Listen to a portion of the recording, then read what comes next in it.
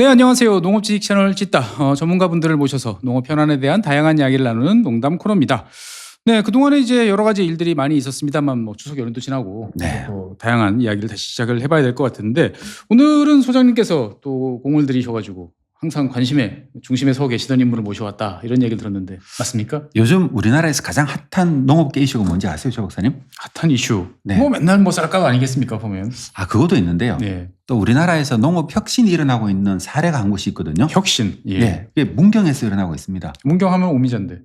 오미자 말고 그쪽에서 예. 또 주주형 공동농업이라고 주주형 공동농업. 제가 맨날 농업의 규모화를 얘기했잖아요. 예, 예. 근데 현실적으로 우리나라 땅값이 너무 비싸니까 네. 농경지를 구매해서 농가가 경지를 넓히는 건 거의 불가능하거든요, 사실. 네. 그러다 보니까 현실적으로 가능한 건 뭐냐면은 기존에 있는 농민들이 농경지를 모아가지고 어떻게 하나의 병원처럼 농사를 짓는가. 아, 한 동네에 계신 분이 이렇게 다 모아가지고. 그렇죠. 그렇게 하면 훨씬 더 경영이 효율적으로 될 수 있잖아요. 근데 그게 생각들이 다 다르시고 조건이 다르실 텐데 그게 돼요? 근데 현실적으로 그게 굉장히 어렵다고 생각했는데 네. 그걸 성공시키신 분이 있어가지고 그래서 오늘 초대해서 분으로 모셨습니다. 네. 오늘은 소장님께서 자랑하실 만한 분이십니다. 늘봄 영농조합의 홍의식 대표님 모셔서 오늘 이야기 나눠보도록 하겠습니다. 대표님 안녕하세요. 예, 이래 만나서 반갑습니다. 네, 사실 이제 소장님께서 사석에서 또 저한테 여러 번 이제 자랑을 많이 하셨어요. 이게 뭔가 내가 규모화, 대형화 이야기하는데 이게 불가능한 이야기를 한다라고 사람들이 이야기하지만 실제로 문경에서 되고 있는 곳이 있다라고 이제 말씀을 매주 해주셨는데 이렇게 또 뵙게 됐습니다. 사실 먼저 질문부터 좀 드리면 이 주주형 공동 영농 제가 그냥 얼핏 듣기에는 동네에 계신 분들이 다 모여서 농사를 같이 짓고 그다음에 뭐 같은 영농 활동을 한다 이 정도로 생각이 되는데 좀 구체적으로 이제 어떤 개념인지부터 한번 좀 말씀해 주시면 좋을 것 같습니다. 지주형 주주 형태의 농업을 잠깐 설명을 드린다면 그 영농법인의 주주는 네. 땅이 있어야 주주가 되는 부분이고 그러다 보니 이 땅 주인 지주가 네. 이 법인의 주주가 돼서 그 영농을 같이 공동 영농을 하는 형태라 보시면 되고요. 네네. 그래서 이 내구조로 생각하신다면 쉽게 생각하신다면은 농업의 고령화 이런 부분을 대비해서 땅은 있지만은 농사짓기 어려우신 농사짓기가 너무 어렵습니다. 네네. 그러다 보니 한 법인에다가 지주가 주주가 되어 가지고 이제 같이 함께 공동 영농을 하면서 이 법인을 운영하면서 네. 모든 작부 체계라든지 등등 부분도 법인이 주관하에 모든 그 공동으로 영농하는 그를 가지고 지주형 주주라나 이렇게 네네. 표현을 하고 있습니다만은 사실 이게 규모화를 해야 되는 부분에 대해서는 그래 제 개인적인 생각은 그래요. 규모화를 하기 위해서는 각 마을별로 각 동네별로 이렇게 협업을 하지 않고는 규모화를 할 수가 없다. 네네. 이 농어촌 공사에도 규모화를 하기 위해서 시도를 했습니다만 잘 안 되고 있습니다. 그러니까요. 솔직히. 그동안에 이게 잘 안 된다라고 맨날 예. 들어왔는데 예, 예. 지금 이 하고 계신 이 조합 같은 경우에 보면 전체 농지가 규모가 지금 어느 정도 되십니까? 이렇게 참여하시는 분들. 지금 우리가 지주형 주주하던 영농법인을 설립해서 하는 부분은 규모는 한 110헥타 정도에서 오. 참여 농가는 80농가가 참여를 하고 있습니다. 100헥타가 넘습니까? 예, 110헥타를 하고 있는데요. 33만 평이거든요. 그러니까요. 그 정도면 꽤 크거든요. 엄청 크죠. 그래서 그 부분이 대부분 이제 연세가 고령화된 부분이라서 고령화 농업인들은 생각하기 나름입니다만은 보통 그 70세 이상이면은 고령화 이렇게 생각하고 있습니다. 아직 뭐 60대에서 70대까지는 청년이라 생각합니다. 촌실정이. 농촌 마을에서 청년이죠. 예, 그렇습니다. 70 같으면 어디 가도 나이 많다고 하기도 좀 애매한 나이고요. 그렇죠. 농촌 가면. 그러면 쉽게 상식적으로 생각해서 80농가가 내가 가지고 있는 땅을 전부 이렇게 같이 농사 짓자라고 모여가지고 110헥타로 지금 이제 농사를 짓는데 그러면 이제 영농 활동은 이분들은 이제 고령도 계시고 그러다 보니까 직접 참여한다기보다는 조합에서 알아서 다 농사를 지어준다 이렇게 이해하면 될까요? 아주 단순화시키면? 예, 단순화한다면은 이제 법인한테 내 농지를 다 맡기고 운영 관계라든가 아까 좀 전에 말씀드렸듯이 작부 체계, 네네. 즉 말씀 이 농장에서 이 농장의 작업을 농사를 뭔 농사를 지을 것인가 그렇죠. 이런 고민도 법인에서 임원진 내지는 대표가 결정을 하고 주민은 그 법인 대표가 하는 대로 법인에서 하는 대로 따라갈 뿐이고 또 그리고 공동영농이라면 같이 동참을 해야 돼요. 그렇죠. 예, 농민들이 그 주위에 참여한 농민들이 같이 동참해서 일도 하고 이런 그 사업부 논의도 하고 이렇게 해야 되는데 하여간 주관은 이 법인에서 다 모든 일을 주관한다. 농사를 짓다 보면은 보통 그 평생 농사를 짓던 분이 되나서 자기네 고집이 있어요. 그러니까 다 노하우도 있으시고 노하우도 프라이드도 고집도 있으실 텐데. 그랬겠지만은 그런 걸 다 두고 접어두고 법인이 주관하에 모든 걸 이렇게 그 농업이 대단히 그 단순한 직업이지만은 그래도 같이 협력해서 같은 모든 상에서 공동으로 이제 영농하는 것을 대표적으로 내세우고 있습니다.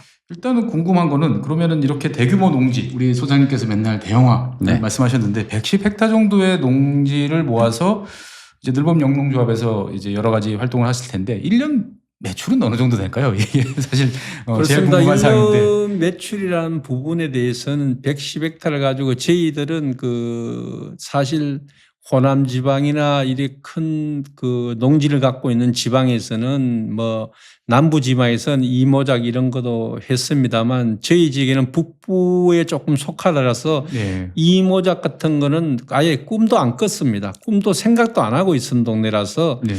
그래서 다시 이제 저희들이 이제 규모화를 하기 위해서 전 면적을 전부 다 이제 이모작을 실시했습니다. 아. 이모작도 하고 그래서 이 전 논지에 이 110헥타라는 면적에 그 전작인 그 쌀만 농사만 지어 왔었습니다. 그렇겠죠. 예, 벼농사만 짓다가 이렇게 해서 소득을 좀 올려야 되는데 벼단작으로 농사를 지었을 때는 110헥타 기준으로 하면 한 7억 8천 정도가 조수익 매출이 올라갑니다. 매출로. 예. 네네.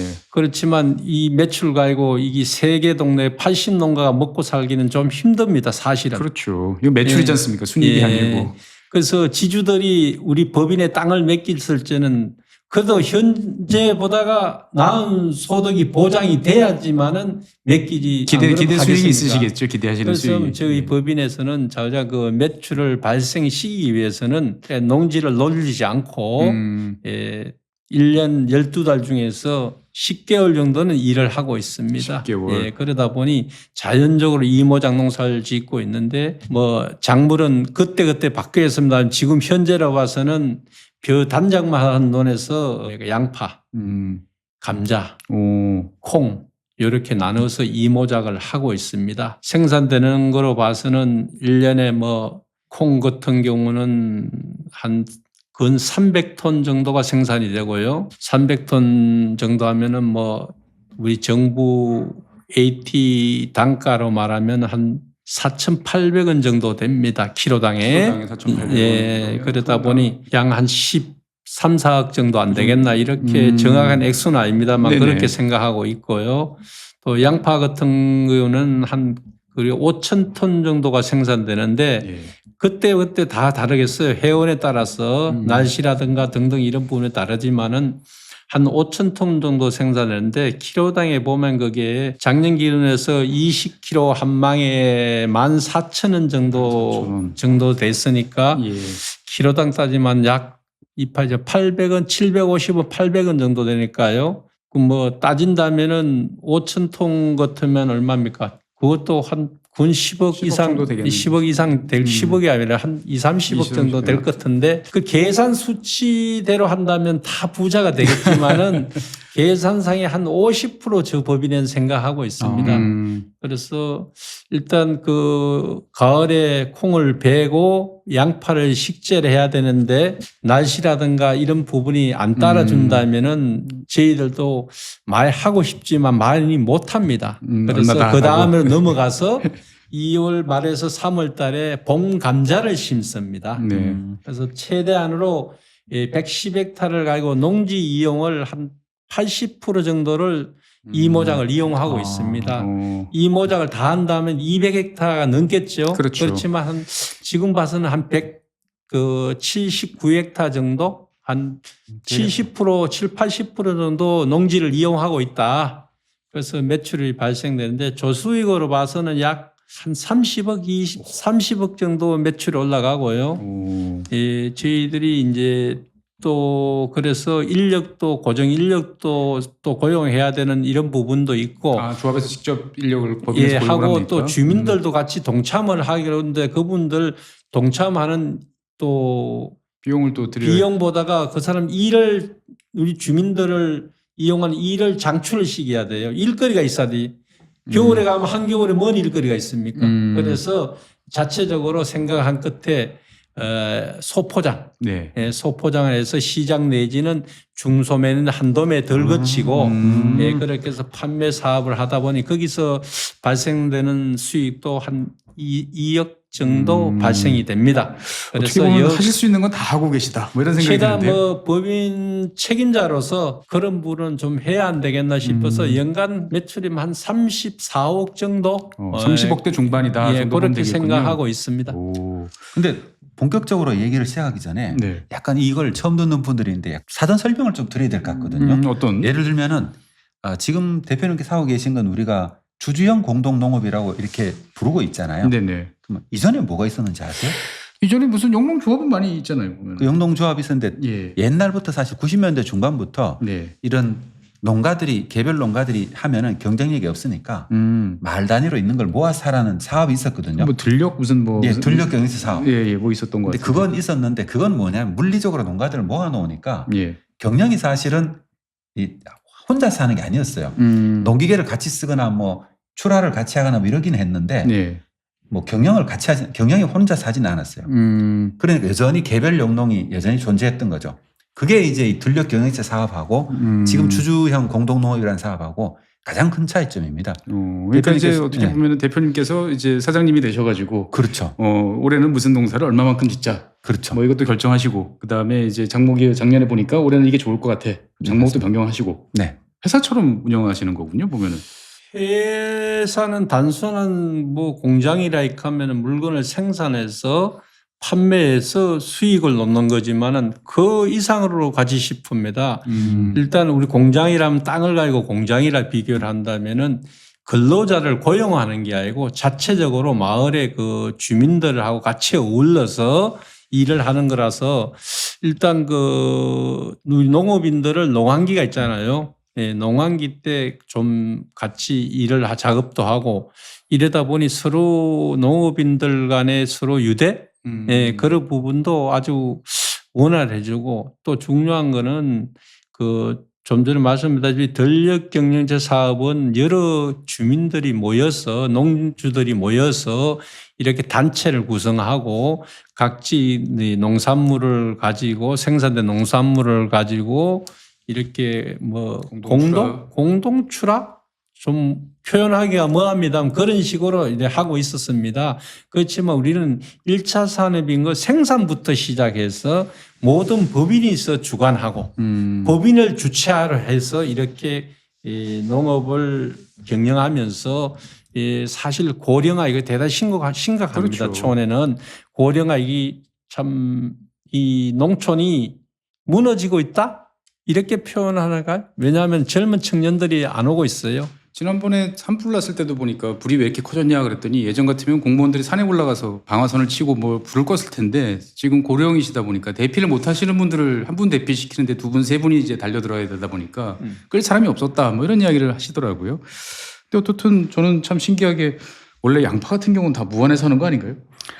저도 그런 줄 알았는데. 그러니까 어떻게 양파를 하실 생각을 하셨나 되게 갑자기 궁금해졌습니다. 양파 네. 예, 좀 했습니다만은 이게 사실 양파가 이모작 일단 돈을 떠나서 이모작 작물로 접합하는 품목이다. 그리고 이 저희들이 조금 농사를 했으면 대량으로 이렇게 하기 전에는 양파라는 거를 매니터가 사실 없었습니다.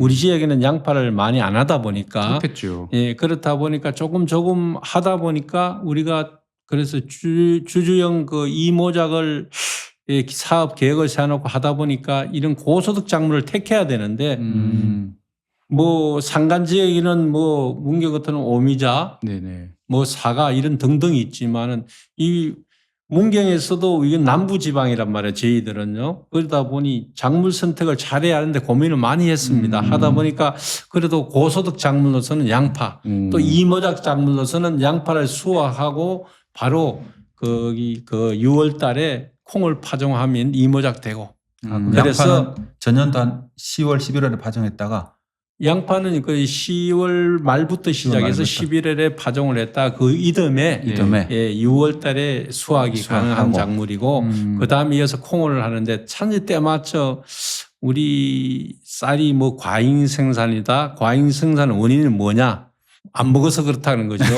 예, 그게 아닌 것 같아요. 그래서 일단 정부에서도 이런 그 과잉 생산집에 이모작 내지는 타작물을 많이 건장을 그렇죠. 했습니다. 권장을 많이 하시잖아요. 그래서 거기 이상에 딱 맞아 들어갔다. 아, 예. 타이밍이 정말 잘 예, 맞았던 것 같아요. 예, 그래서 양파를 하고 그 다음에 10월 달에 또 이모작 콩을 심으니 요즘에 또 또 콩을 콩을 4개월 뒤에 수확을 하고 네네네. 120일에서 140일 수확이 가능하잖아요. 네네. 수확을 하고 또 양파 심을 수 있으니 이마저기 가능한 땅이다. 그래서 발상의 전환인데. 예, 한번 해보니까 뭐 일단 큰 그 마이너스가 안 발생하니 아 이게 소득작물 적합하다 해서 지금까지 하고 있습니다.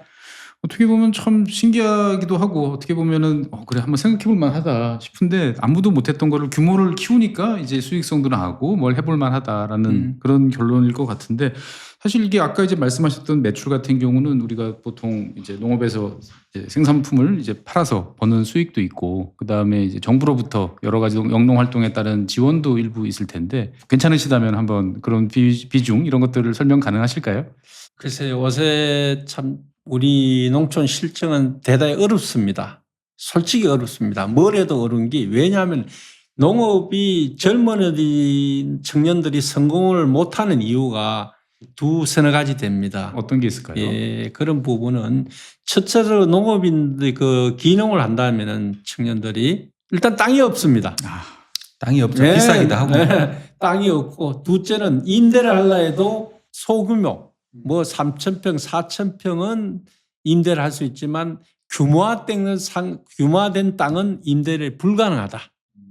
또 셋째로는 매출 대비해서 요새는 처음에 기계에 의존하지 않습니까? 그렇죠. 그러자 고정비가 높을 수밖에 그러자 없는데 뭐 기계를 구입하는 자금도 1, 200만 원 아니고요. 2천만 원도 아니고 몇 억이 더 가야 된단 말입니다. 그렇죠. 그러다 보니 그 투자 대비 이렇게 한다면은 힘들이 금전적으로 돈을 벌러 농촌에 와야 되는데 네. 이 자본금이 너무 많이 들어가는 겁니다. 보통 그래서 5억 원 정도 지급해 주죠. 보면 청년 뭐 귀농 사업 뭐 이러면 예, 그렇다 합디다. 예, 왜든지 뭐 농촌 옷의 기능 3억에서 5억으로 좀 올란 거로 알고 있습니다만은 기본적으로 이렇게 돈이 필요하니까 젊은 청년들이 농촌으로 안 몰리도록 이렇게 해서 농촌은 무너지고 있다. 예, 이렇게 생각하고 있습니다. 그러다 보니 이 공동영농을 통해서 자본금을 뭐 요청을 해서 옛날 같으면은 보조금이 돈이 얼마 사업비가 뭐 1억이고 2억이고 서니 그 사업가이고 사업을 하고 농업에 종사하면 좋겠다 이런 계획을 세우는데 요새는 그런 게 바뀌어야 된다고 생각됩니다. 이런 사업 계획을 세워서 관계기관에서 검토를 받아서 적합하면 지원을 받고 진짜 필요한 돈만 지원을 받아라. 그래서 이런 사업을 하면 성공을 할 수 있을 것 같고 왜 보면 그게 비결이다 봅니다. 정해진 사업비가 아니고 사업을 하다 보면은 성공 좀 힘들 것 같습니다. 제 생각에는. 그래서 저희 법인에서는 사업 계획을 미리 요청을 해서 시를 거쳐서 도에서 검토를 해서 이렇게 승인을 받아서 사업을 진행했고요. 사업비는 많이 책정이 됐었습니다. 그래서 그 부분에도 사업을 여러 가지를 검토한 것에 그렇습니다. 공동영농 첫 번째로 해야 되고요. 또 주민들 노인복지 예, 그런 부분까지 계획을 세워서 이렇게 했습니다만 노인복지 부분도 부지도 다 확보됐지만은 중요한 거는 운영상에 이런 돈이 너무 투자되는 바람에 지금 보류를 하고 있습니다. 언젠가는 한번 저 법인에서 다시 시작할 그런 계획입니다. 노인복지라는 건 농사 이외에 사업 신청을 할 때 농사 짓는 관련 사업 외에 마을의 어르신들을 위한 별도의 사업을 또 별도로 구성했다 이런 말씀이시죠? 같이 연계 사업을 해서 구성을 해야 되고 구성을 또 촌 어른들이 자꾸 한 해 한 해 연세가 잡수는 바람에 먹으면은 나이가 들면은 어떻든지 그 농촌의 생활을 평생 40년, 50년 농촌 생활을 하신 분들입니다. 그렇죠. 그렇지만 농촌을 떠날 수가 없습니다. 그 있는 자식들, 아들, 딸들이 암만 서울, 부산, 대도시 잘 산다 그래도 누가 부모를 모시려 하겠어요. 예, 그래서 이런 부분에 갔을 때는 공동으로 우리 노인복지 차원에서 우리 법인에서 돈을 좀 벌어서 투자도 하고 일부 정부 지원도 받고 이래서 그 어른시련들을 복지 차원에서 식사도 공동급식도 급식도 하고 네네. 공동으로 모든 거를 생활할 수 있는 여건을 만들겠다 이런 꿈과 계획을 갖고 있습니다. 사실 나이 드시면 식사 챙겨 드시는 게 제일 걱정이신 것 같아요. 그렇죠. 그러면은. 또 예. 농촌에 가면 또 혼자 남으신 분들이 정말 그러니까요. 많거든요. 그것도 정말 힘들고요. 어쨌든 이 농민 입장에서 봤을 때 지주분들의 입장에서 봤을 때 내 땅을 이제 조합에다가 같이 출자를 해서 이제 이걸 짓고 나면은 이제 배분을 이제 받으실 것 같은데 면적에 따라 당연히 이제 차등이 있을 것 같은데 어느 정도 보통 이제 배당이라고 해야 될까요? 이거를 받으시나요? 그래서 이게 어째 보면 임대료하고 비슷합니다.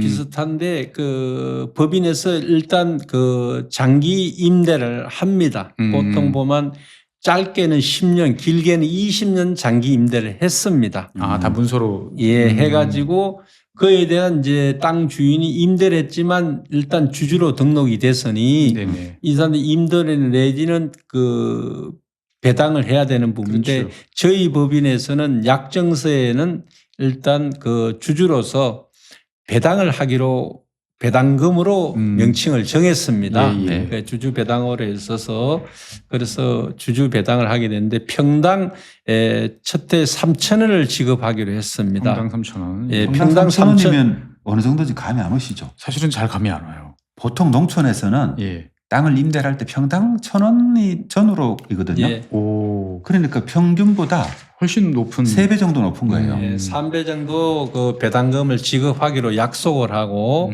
이래서 공동영령에 참여하기로 하고 그러면 그 대한민국에 우리나라에 보면은 배당금 평당 3,000을 준다면은 어느 농민이든지 어느 법인에서 손가락질 안 하겠어요? 저 사람들 봐라. 불가능한 불가능한 3,000원 조건이거든요. 주고 하고 남들보다 뭐 3배를 더 준다 그러면은 3,000을 주고 우리가 그 200평 기준에 쓸 적에 20만 원 이렇게 드리고 있는데 어따 이거 60만 원 주고 나면 저거들이 뭘 먹고 사나? 그럼 걱정할 수밖에 없죠. 이렇게 딴 예선 저 사람들이 사기를 쳐나? 뭐 충분히, 이렇게 생각할 그럴 수도 수도 있겠네요, 있어요. 보니까. 있고 그렇죠. 이게 예, 이래서 이렇게 있는 부분에 대해서는 저희들은 그렇게 설명을 합니다. 일기작 부분에 대해서는 다 배당금을 다 드리겠다고. 일기야 벼농사 기준에 쓸 적에 보통 2,300원 정도 그 조수익이 나옵니다. 평당 2,300원. 예, 평당사람들 이모자 했을 때는 한 4,500원에서 4,700원 정도의 조수익이 발생이 됩니다. 그래서 일기작을 다 준다 가정했을 적에 한 60만 원 정도에서 다 드리겠다. 그래서 약속을 하고 공동 영농에 참여를 같이 하기로 협의를 받습니다. 그 과정은 좀 난한이 좀 심해서 쉽지 않죠. 않으셨어요. 예, 그랬을 것 같은데요. 예, 그래서 그건 한 1년 반 동안에 그 설득도 하고 이 사업에 대한 설명도 하고 그래서 주민들 간의 소통 엄청 중요하다 봅니다. 그러다 보니 이렇게 그 평당 협의는 저도 업체에서는 저희 법인에서는 작게 주고 싶죠. 당연히. 네. 그렇지만은 또 역지사지라 입장을 바꿔놓고 살던 주민들한테 뭔가 또 해드려야 된다. 네네. 이런 부분이잖아요. 그래서 평당 그 3,000원을 이제 협의를 하고 결정을 했습니다. 그래서 우리가 그 80농가에 약 그 10억, 9억 9,810억 정도의 그 배당금을 지급하게 됐고요. 그래서 나아가서는 이제 사실 그래요. 그 관에서도 이런 부분에 투자도 관심을 가지더니 네. 뭐 한 7월, 10월쯤 됐나? 6월쯤 됐나요? 그렇게 혹시 법인에서 손익계산이 나왔습니까? 이런 질문을 해요. 예, 대충 나왔습니다. 그리고 얼마 벌었습니다. 얼마면 수익이 나고 상당 공동 영농에 대해서 메리트가 있다. 이런 말씀을 하니 관행이라든지 여기서 돈을 많이 벌었으면 배당을 좀 더 해주면 안 좋겠나. 3,000원 했는데도 네. 야, 이게 역시 사람이란 그래서 마음은 다 똑같아요. 보면. 저희 덤이 또 있어야죠, 또. 법인에서는 안 하고 싶은데 그런 이야기를 하는 바람에 저 역시도 그래 우리 그냥 운영비 빼고 다 한번 들이볼까 이런 고민을 하는 끝에 하여간 여러모로 해서 그런 소리가 듣게 돈 많이 받아가지고 나쁜 사람 안 없죠. 돈 많이 준다고 나빠할 사람 없잖아요. 그렇죠. 그러다 보니 이 배당금을 추가로 또 500원을 지급하게 됐습니다. 평당 500원. 예. 그래서 어쨌든 우리가 3,500원을 연말에 모든 걸 지급하는데 그게 그러다 보니까 이슈가 돼가지고 언론이라든지 이런 부분에서도 대부분 관심을 갖게 되더라. 그래서 제가 말씀드리고 싶은 돈 앞에는 아무도 없다. 이길 장사가 없다. 사실 저 3,500이라는 배당금이 개별 농가가 농사를 지어가지고도 얻을 수 없는 금액이에요. 그러니까요. 개별 농가가 농사를 잘 지어도 한 1,000원, 2,000원 얻으면 잘 얻죠, 그죠? 순수익이? 순수익이 그렇죠. 1,000원, 2,500원? 네, 한 그 요 정도 선? 직불금 포함해도 그 2,000원이 잘 안 되거든요. 근데 3,000원을 훌쩍. 근데 3,000원 이제 배당으로 받으니까 사실은 여기 저도 안 들어오면 사실 이상한 거죠. 아니 근데 이게 저는 궁금한 게 이렇게 좋은 거면 80농가뿐만 아니고 더 들어오겠다고 막 하시는 분들 없을까요? 있을 것 같은데 분명히. 많죠. 그렇지만 저희들이 사업을 해보니까요. 네. 그 문제가 뭐가 있나 하면은 사업 계획에 보면은 저희들이 그 올해 연도, 26년도, 30년도 이렇게 사업 계획을 쭉 세웠습니다. 네네. 세웠는데도 세어보니 이제 첫 해에는 우리가 110헥타를 시작을 했습니다. 그래서 2, 3년 뒤에는 한 150헥타 안 되겠나. 또 그것도 30년도에 가는 200헥타 안 되겠나 이런 생각을 해봤습니다만은 예. 저희들이 1년 하고 나니까 주위에서도 엄청 연락이 많이 옵니다. 당연하겠죠. 그렇죠. 농사 짓는 감지도 농사 짓는 것보다 많이 주는데. 많이 준다니까. 예. 그런데 첫째적으로 고민할 게 공동농농에 농민들이 같이 참여를 해야 되고요. 첫째가. 둘째는 우리 규모화된 땅이 있는데 네네. 여기서 거리가 너무 멀면 이동거리가 많아서 안 돼요. 농지 십조가 문제죠. 그렇죠. 예, 따로 떨어져 있으면 사실 영농이 그래서 어렵거든요. 그런 문제에서 전화가 오는 부분, 연락이 오는 부분에 대해서 거절은 당초 못하고 예, 그래서 우리가 이래 해보니 아직 경험이 없다 보니 다음 기회가 된다면 또 연락을 해서 같이 참여를 하도록 하겠습니다. 이 정도로 하고 있고요. 또 저희들이 그렇습니다. 그래서 면적을 110헥타를 해보니 이 작부를 바꾸기 위해서 농산물을 1차 1모작하고 2모작을 넘어가는데 보니까 그 농작물은 시기가 있습니다. 그렇죠. 예, 그래서 우리가 해낼 수 있는 시간, 일을 할 수 있는 작부를 바꿀 수 있는 기간이 있습니다. 보통 작부는 한 작부에서 한 농산물에서 2모작 한 작기로 갈 때는 보통 15일에서 20일 안에 다 바꿔야 수확과 파종이 다 이루어져야 돼요. 그렇죠. 그래서 거기서 인력이야 사람을 아무리 막 사오면 된다 그래. 인력 시장이 좋으니까. 또 기계는 밤새도록 돌리면 돼요. 하지만은 그 기후를 어쩔 수가 없어요. 그 와중에 비가 온다든가 날씨가 고르지 않다는 건 비 한 번 오면 딜레이가 그렇죠. 일주일 이상 돼요. 작업 며칠 못 하죠. 예, 그러니 그런 어려움에서 함부로 규모를 키우기는 또 쉽지 않다. 110헥타에서 지금 현재 조금 늘렸어요. 지금 현재 130헥타 정도 되는데 130헥타하고 100헥타 할 때하고는 하늘과 땅이다. 그렇게 차이가 많이 나요. 예, 그래서 한 150헥타, 200헥타는 무리겠다. 그래서 저희는 그렇게 농업을 공동 영농을 참석하자는 사람이 많습니다. 그래서 유도를 하기를 제2의 넓은 영농조합을 계획을 세워서 또 자기 지역에 그쪽 다른 지역에서도 동서남북으로 있잖아요, 동네가. 네. 그래서 우리는 동쪽에 속하는데 이 서쪽에 남쪽에 여러 부분의 지역적으로 각각 알아서 이제 하는 법인을 게. 설립해서 공동 영농체를 만들면 안 좋겠나 이런 생각을 하고 있어서 지금 역시도 그쪽에 대상자를 누가 할 것인가를 좀 그 몇몇이 사람을 모아 놓고 식사도 같이 하면서 공동 영농에 대해서 설명도 하고 이런 부분에 대해서 우리가 덕도 되고 수익률도 좋고 또 우리 젊은 청년들이 나중에는 몰려올 수 있는 여건도 환경도 만들어 줄 수 있다. 그렇게 설명을 하고 진행하고 있습니다. 청년들이 이제 오는 거는 이제 좋은데 그러면 이제 청년들은 이제 일단 땅이 없는 상황이니까 그러면은 이제 영농법인 입장에서 봤을 때는 그 친구들을 이제 어떻게 보면 직원으로서 쓰면서 이 기술이나 여러 가지를 익히게 해주는 그런 거를 지금 진행하고 계신가요? 예, 왜든지 각본에도 없는 거를 현실에 맞춰서 질문을 하는 것 같습니다. 우리가 항상 이게 질문은 참고용이고요. 그래서 저희 법인에서는 임원질과 저희 대표는 그렇게 사업 계획을 세워놨습니다. 만약에 젊은이들이 들어온다면은 네네. 우리 법인에서 금방은 안 됩니다. 오늘 들었다 해서 내일부터 되는 게 아니고 원래 들었다 내일부터 해서 한 2, 3년 동안에 그 적응을 해서 그동안에 우리가 그 급여는 지급하고 네네. 하고 자기들이 농사에 적응이 맞다면은 일단 계약직부터 먼저 일단 하고. 땅이 규모화돼 있기 때문에 이 사람들이 무슨 작물을 어떻게 하겠다 하면은 딱 뭐 10헥타 잘라서 이렇게 해서 그 사람 재능껏 한번 해봐라. 해봐라 이렇게 하고 해봐라 이렇게 할 계획이고요.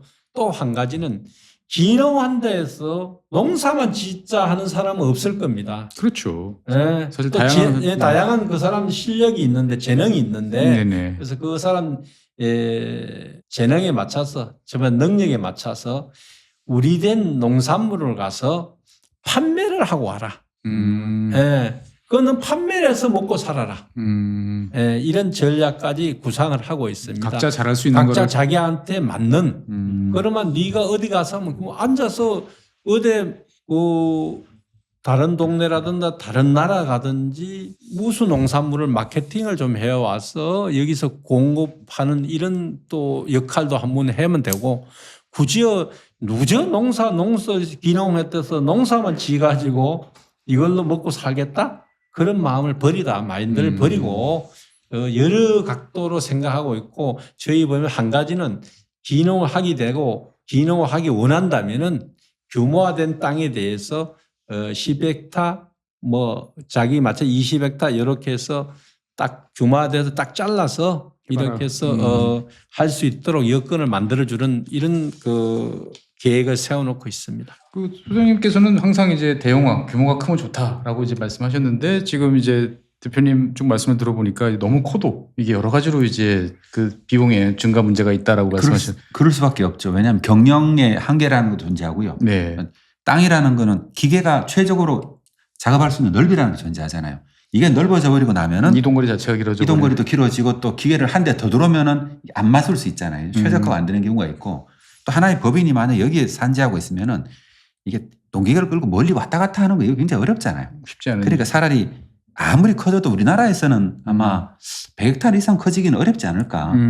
저희 맥시멈에 와 있는 상황이 생각하고. 그러니까 이제 늘봄 영농조합에서 지금 하고 계신 한 150헥타 정도가 어떻게 보면 한국형에서는 대형으로서는 어떻게 보면 최적 사이즈.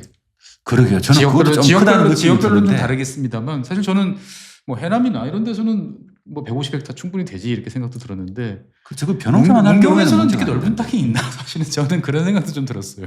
문경은 다 산이던데 보니까. 산골이지만 거기 문경에도 한 2개면은 아주 평야지대입니다. 저희 지역도 한 1,400헥타 정도 나오고요. 영순면이요. 영순면이 고요. 산양면에도 한 거예요. 1,500헥타 정도 면적이 돼서 그 문경에서도 남부지방입니다. 남부지방이고 또 저 위에 북부로 올라간 문경읍이나 일로 가면 사가, 동로 서쪽으로 북쪽으로 가면은 오미자. 완전히 산단지역이죠. 그렇게 지역에 맞는 이런 작물을 재배하고 다양합니다. 다양하시고 일단 우리 공동 영농을 해보니까 이런 규모화된 부분이 있는데 이런 부분도 그 기계 공동 기계 구입하는 과정에서도 개인들 하면 무조건 트랙터 뭐 이항기 자극기 이런 등등 하나씩 구입을 다 해야 돼요. 그렇지만 기계 솔직히 놀리지 않습니까? 기계가 한 달만 1년에 한 달도 못 씁니다. 맞아요. 그렇죠. 네, 그래서 비용만 들고 기계는 또 해결 연도 지나면 더 좋은 기계가 계속 나와서 나오고. 또 바꿔야 되잖아요. 예, 그래서 감가상각 돈만 계속되고. 투자하고 이렇게 돼서 이런 부분도 힘들고 이래서 공동 영농을 하면 기계 사용이 첫째적으로 많습니다. 트랙터 한 대가 3,000시간을 이용합니다. 3,000시간을 쓰다 보니까 본전을 뽑는군요. 보면. 예, 본전 이상 뽑고 나름대로의 기계가 그 뭐냐 오래 안 묶고 그렇죠. 가동 안 하다 계속 가동하니까 기계 부분도 수명도 오히려 수명도 더 없고. 길어지는 것 같기도 하고요. 맞습니다. 그래서 규모화된 부분을 했을 때는 여러 가지 장점, 시간이 없습니다만 장점이 엄청 많습니다. 저쪽 기계를 효율적으로 이용할 수 있다는 거. 그렇고 비용의 절감도 예, 예. 가능하고. 그래서 110헥타 정도 하면 기계가 한 10억 정도만 있으면은 12억 정도 되면 농사 준비는 어지간히 다 갖춰 놓는다. 100헥타 하는데 10억이면 된다고요? 그런데 80농가가 100헥타를 기계를 했을 때는 한 25억 정도가 있어야지 기계가 준비가 다 됩니다. 사실 이제 우리나라 통계 조사를 해보면은 우리나라 농기계가 너무 과하게 투자했다고 네, 얘기하거든요. 예. 맞습니다. 어쩔 수 이게 없어요. 농민들이 이제 빚이 많은 이유 중에 하나가 농기계 때문에 그래요. 저 학교 때 배웠어요. 그 네네. 농기계과 교수님께서 우리 영농 그 기계들 다 하면 영농면 현재 경쟁 면적의 5배를 해도 뭐 문제 없다. 뭐 맞아요. 그런 말씀 해주시더라고요. 보면은. 일본 농사까지 다 줘도 될 정도의 농기계를 많이 가지고 있는 거죠. 할 게 없잖아요. 시기적으로 한 달, 1년 해봤자 한 달도 안 쓰는 그렇죠. 기계거든. 사실 이게 어떻게 보면 기후변화 여러 가지 문제 때문에 아까 비 뭐 이런 여러 가지 말씀하셨는데 현재는 그러면 쌀, 그다음에 양파, 대두 그리고 이제 감자 이렇게 4가지 작목으로 이제 이모작을 하시는데 혹시 작목을 더 어떻게 다양화하실 생각도 있으신가요? 다양화보다가 심각한 게 지금 우리 정부 차원에서 지금 어쨌든 그 타작물에서 콩이라든지 사료작물이라든지 많이 작물 전환을 유도했습니다. 전략작물 직불제 뭐 이런 거 해가지고 네, 했는데 지금 뭐 지금 요새 당장 와서 그 콩이 또 뭐 많이 너무 남아돈다. 많이 씻는다 뭐 이래서 또 전략작물 뭐 타작물을 돈을 주니 안 주니 뭐 이러다 보니 참 갈등이 심하고요. 그거보다가도 이 벼과잉이라잖아요. 네. 그렇죠. 쌀이 과잉됐다 그러잖아요. 1년에 뭐 보관비만 한 2조 원씩 예, 들어가니까요. 그런데 콩이 또 과잉이라 소리가 나와요.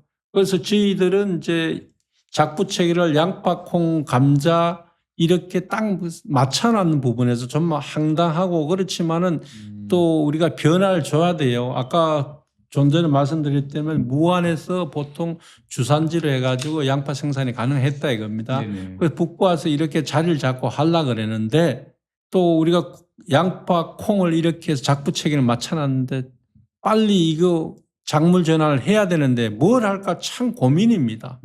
고민이라서 여러 각도로 많이 생각하고 있는데 이제 또 그러다 보니 기후변화. 네. 중요한 거는 올해 콩 작황이 너무 안 좋습니다. 올해는 또 비가 많이 오고 비가 와서 콩이 다 썩고 있어요 지금요. 그런 부분에 대해서 주민들하고 약속한 부분을 지난해는 7,000원을 줬습니다.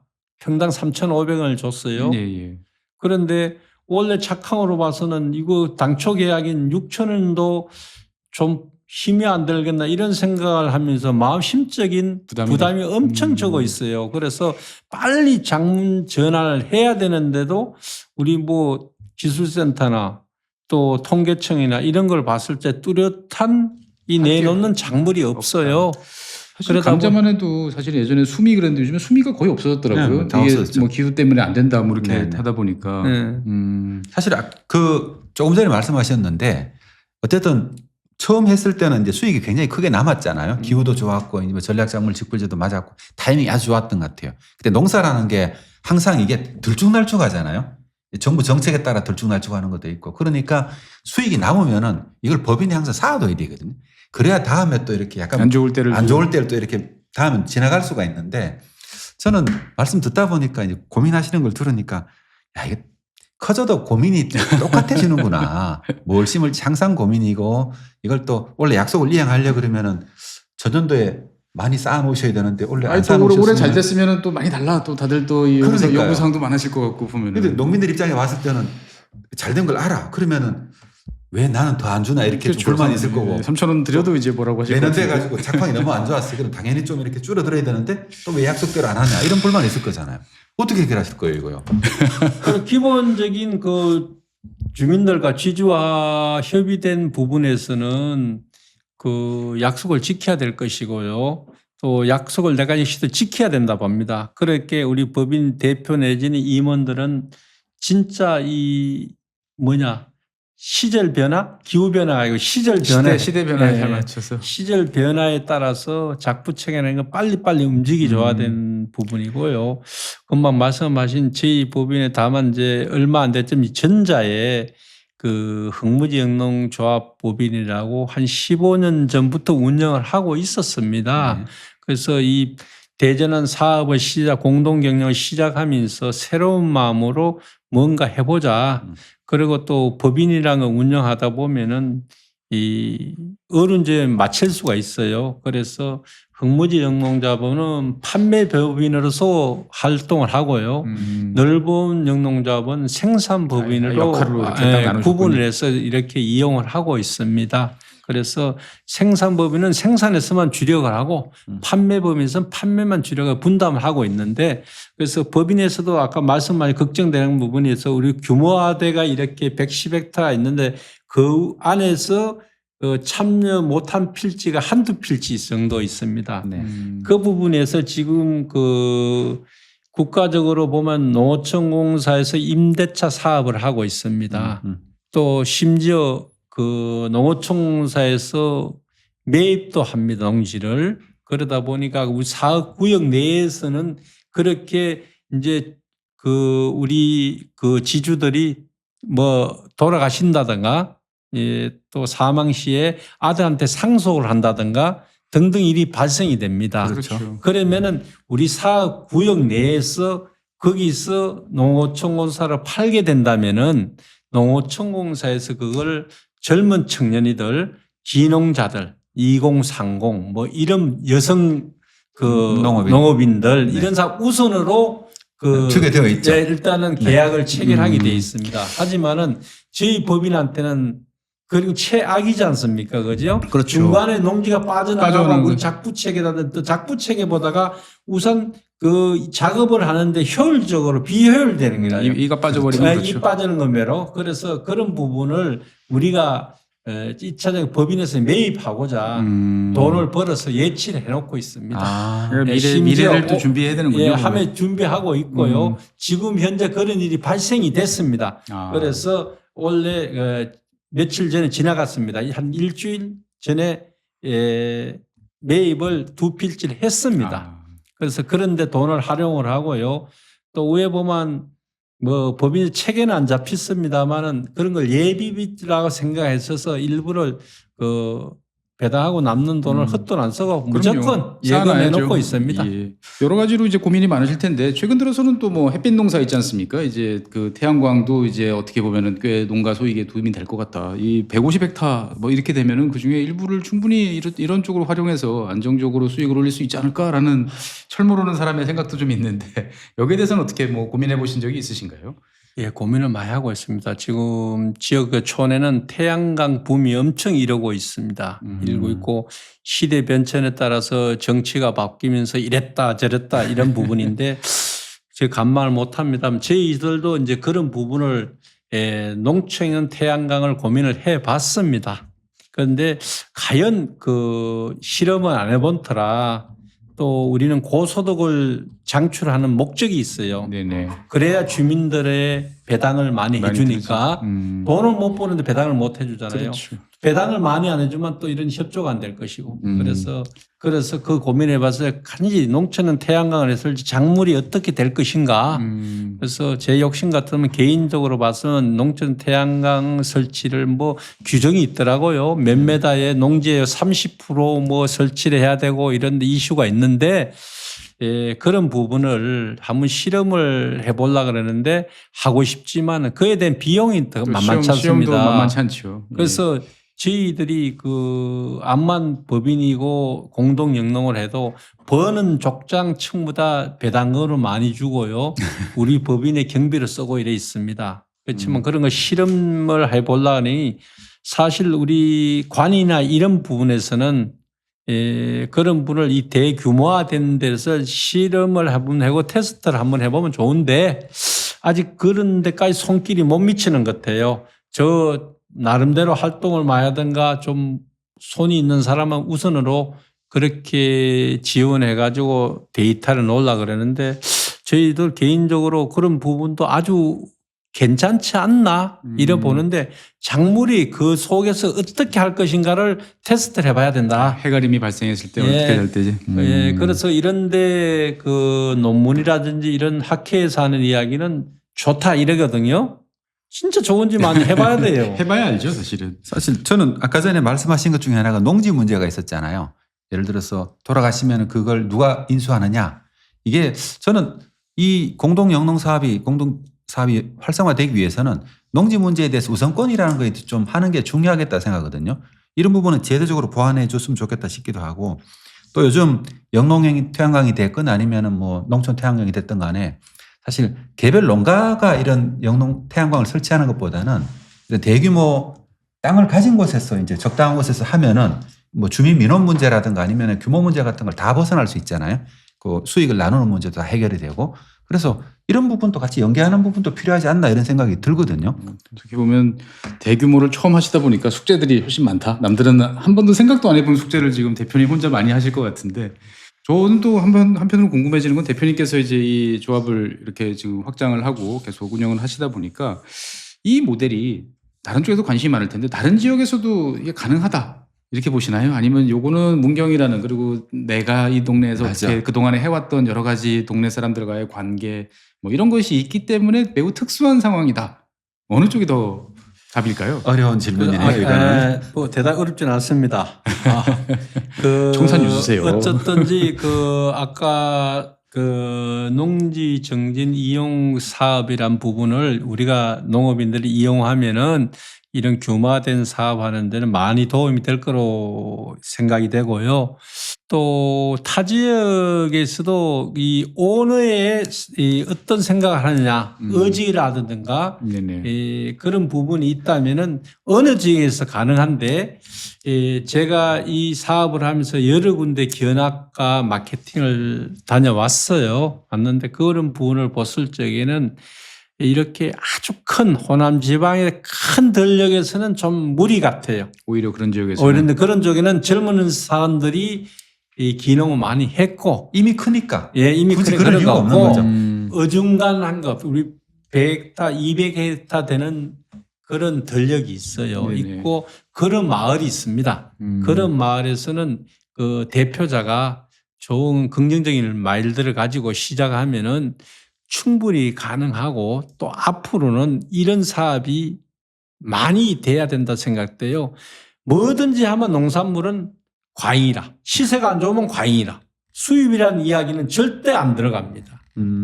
그래서 이런 과잉 생산을 막기에는 이런 법인체가 예를 들어서 쉽게 간단히 생각해서 대한민국에 1000개가 있다.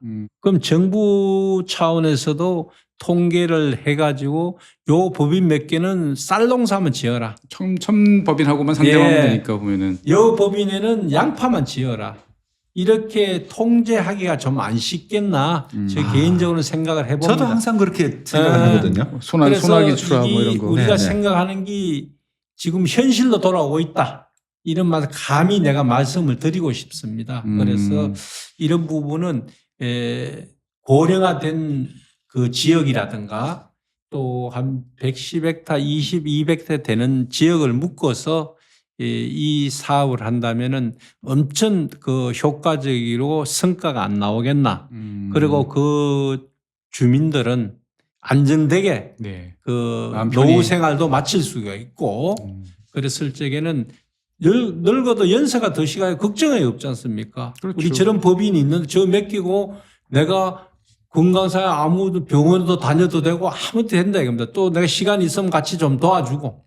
그래서 그런 부분을 했을 때는 아주 농촌 생활이 활기를 안 차겠나 이런 기대를 해봅니다 하면서 어디든지 지역이든지 어느 오너가 관심만 가지고 의지가 있다면 의지만 있으면 가능하다.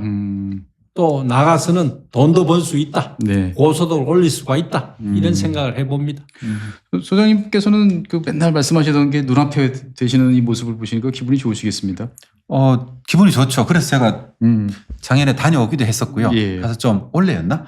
감독도 많이 받고 실제로 저는 저런 모델이 나올 거라고 몇 년 전부터 사실은 매일 그림을 그려서 강의를 다니고 있었거든요. 머릿속에서 그림을 그리는 사이에 우리 대표님께서는 몸으로 실제로 느끼셔서 몸으로 만드셨죠. 몸으로 만드셨고 그다음에 다음 단계로도 저는 이 규모화된 이 경영체가 아마 정부에서 새로 만든다고 하고 있죠.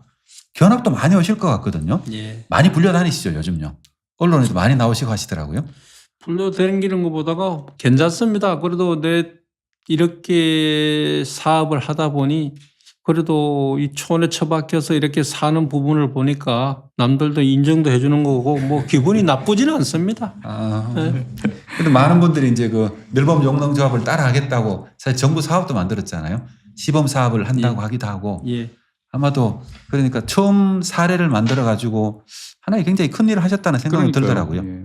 그런데 조금 위에 보면 좀 과장되는 것 같아요. 뭐 성공도 안 했는데 성공이란 모델이라고 이런 용어를 쓰고 하는 게 제 역시도 좀 이상하고 이제 시작인데. 예, 때로는 좀 조심스럽고 합니다만은 그래서 어쨌든 이런 사업이 성공이고 앞으로 농업이 이렇게 가야 된다는 거를 농림식품부가 그 캐치를 하고 농림식품부에서 원래 사업을 뭐 사업자를 받아서 내년에 사업을 하는 걸 알고 있어요. 네. 전국에 6군데를 시범 사업을 하겠다. 여섯 이런 곳을. 거를 발표했고 뭐 한 지역의 사업비를 1년차적으로 뭐 8, 9억 정도 하고 2차로 해서 10매덕을 주겠다.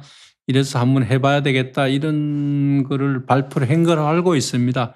그래서 각 지자체에서 지금 현재 접수를 받고 이렇게 하고 있는 걸로 알고 있습니다. 있는데 그래서 제 개인적인 생각에서 제일 먼저 시작을 했고 이걸 앞으로도 어떻게든지 이끌어 나가야겠다 이런 책임감이 있는 터라 어쩌든지 그 성공하기를 바라면서 이 참여하는 농가에서는 농가 법인에서는 네. 진짜 끝까지 의지를 갖고 이 공동 영농이 어떤 것인가 어떤 근본적인 취지가 되겠는가를 좀 고민을 해서 사업에 동참도 하고 널리 보급해서 우리 농업인들이 또 고령 농업인들이 좀 더 편한 세상을 살 수 있도록 유도해주는 게 우리 젊은 그 농업인 내지는 법인에서 할 목이라 봐요. 그래서 어쨌든 이런 정부에서 관심을 가져주신 부분에 대해서는 고맙고 감사한데 일단 관리가 잘 될 수 있도록 끝까지 관심을 가져주면 좋겠다 이런 생각을 한번 해봅니다. 사실 뭐 정부 정책이라는 게 일관성이 없다 보니까 사실 믿고 사업하다가 보면 여러 가지로도 뒤통수를 맞는 경우들은 다들 많이 있을 텐데 이번 일은 좀 그러지 않았으면 좋겠다. 좋은 결과가 좀 많이 나왔으면 좋겠다. 좋은 사례가 있으니까 네. 뭐 잘 따라하면 되지 않을까.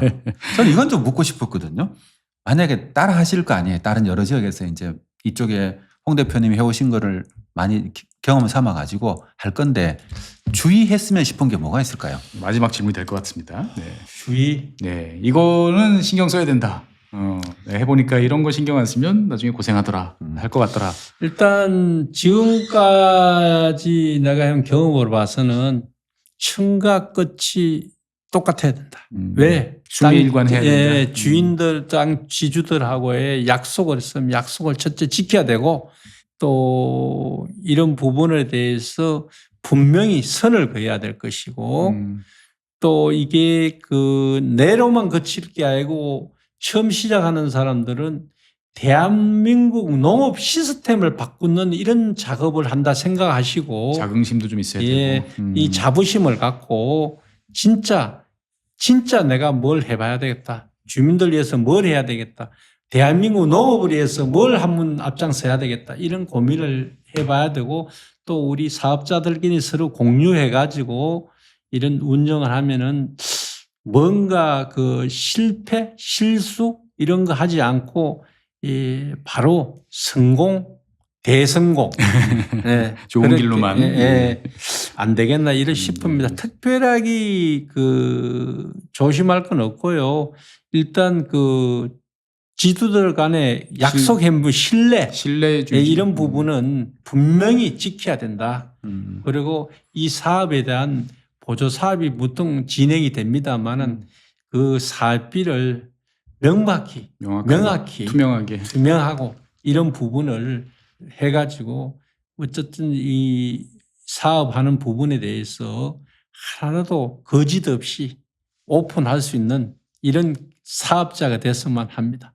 그래도 한 가지 우려되는 거는 대표님은 배당을 3,500원을 했잖아요. 평당으로. 근데 아마 다음에 하시는 분들이 이거를 기준으로 삼으면 힘들 수도 있겠다 이런 생각은 솔직히 들거든요. 못 하실 것 같은데요, 저는. 그러니까 이걸 해놓고 나면은 이게 장벽이 되지 않을까 이런 생각 들어가지고. 목표겠죠, 목표. 3,500원을 목표로. 그러니까 그거는 그렇지만요, 그 사업자들의 지역적인 게 있어요. 저희들도 보면 평당 1,000원, 1,500원, 2,000원 이런 게 있습니다. 그래서 그런 부분은 오너가 그 지역에 맞게끔 굳이요 3,500원도 전라남도 해남에서 경북 문경에서는 7,000원 준다는데 3,500원 준다는데 여기는 왜 그래 안 주노? 이제 지역적으로 안 맞잖아요. 동네별로 더 줄 수도 있고 덜 줄 수도 있어요. 그래서 그런 절대적인 것은 아니다. 오너의 시장 조사 내지는 경영 부분에 대해서 고민할 문제라 보고요. 그래서 일단 농민으로 봐서는 돈을 많이 주면 잘 됩니다. 무조건 많이 주시면 좋죠. 예, 그래서 이런 부분은 고민을 많이 하셔가지고 일단 공동 영농을 해야 되겠다, 필히 해야 되겠다 이런 마음이 선다면은 1차적으로 생산되는 부분을 다 지급하고 나머지 부수입을 해서 법인을 운영하는 이런 계획을 세우는 게 좋을 것 같습니다. 깔끔하고 어떻게 보면은 지속 가능하다. 어찌 보면은 법인 입장에서는 좀 욕심을 내지 마라 이렇게 좀 들리기도 하네요. 여러 가지로 생각해볼 여지들이 참 많습니다만 저는 오늘 이제 회장님 모시고 대표님 모시고 여러 이야기를 나눠봤습니다만 방송하면서 느꼈던 중에서 상당히 기분 좋은 몇 안 되는 방송이었던 것 같아요. 뭔가 이렇게 잘 되고 있고. 최 박사님 평소에 농업에 대해서 너무 부정적이신 거 아닙니까? 저 올맞죠. 제 소장님한테 제가. 근데 오늘은 이제 주주형 공동 영농을 통해 가지고 뭔가 우리가 항상 이야기하던 대형화, 어떤 규모의 어떤 집적화 그리고 비용의 절감 이런 것들을 달성하는 늘봄 영농조합 관련된 이야기를 오늘 홍인식 대표님 모셔서 여러 가지 이야기를 들어봤습니다. 이 방송 보시는 많은 분들께서도 이미 알고 계실 수도 있고 아니면 방송을 보시고 관심이 있으실 것 같기도 한데 제일 중요한 거는 대표님 말씀 그대로인 것 같습니다. 신뢰를 가지고 지속 가능하게 꾸준하게 수미일관하게 가면 좋은 결과가 나올 거다. 어떻게 보면 너무나 당연한 이야기지만 제일 힘든 이야기를 대표님께서 해주셨고 그걸 잘 지키신 게 현재까지 좋은 모습을 보여주시는 원동력이 아닐까 싶습니다. 여러 가지로 여쭤보고 싶은 사항들 더 있습니다만 시간 관계상 오늘은 이 정도 해야 될 것 같고 혹시라도 여러분들께서 이 주주형 공동 영농과 관련돼서 궁금한 사항들이 있으면 댓글로 달아주시거나 여러분들 생각 밝혀주시면 저희들이 언제 기회 되면 잘 정리해서 우리 대표님 다시 한번 모셔서 또 이야기를 나눌 수 있는 그런 기회를 가져보도록 하겠습니다. 네, 장시간 수고해주신 우리 홍인식 대표님 수고 많으셨고요. 지금까지 시청해주신 여러분 고맙습니다. 다음 시간에는 새로운 주제로 여러분들 찾아뵙도록 하겠습니다. 고맙습니다. 네, 감사합니다.